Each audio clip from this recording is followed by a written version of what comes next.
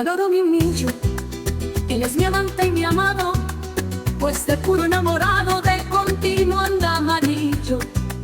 Que puesto lo sencillo, hace todo cuanto quiero. Poderoso caballero, es don dinero. Nace en las Indias honrado, donde el mundo le acompaña. Viene a morir en España y es en Génova enterrado.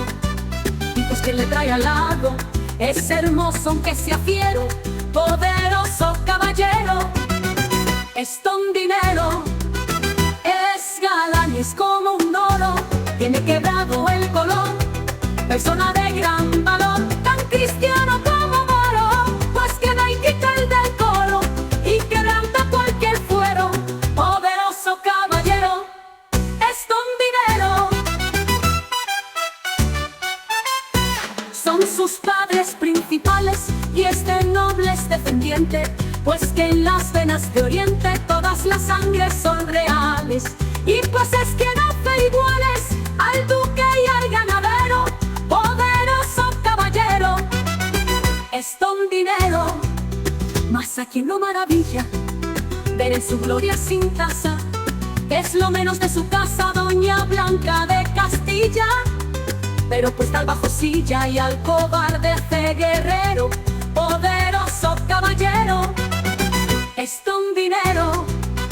Sus escudos de armas nobles son siempre tan principales, que sin sus escudos reales no hay escudos de armas nobles. Y pues a los mismos robles da codicia su dinero.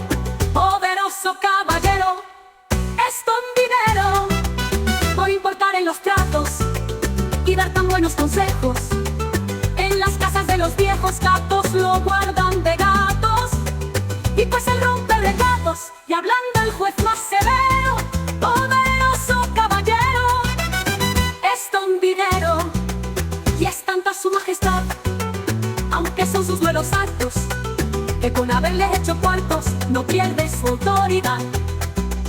Porque pues da calidad al noble y al pordiosero. Poderoso caballero, es don dinero. Nunca vida más ingratas a su gusto y afición, que a las caras de un doblón hacen sus caras baratas. Y pues les hace bravatas desde una bolsa de cuero.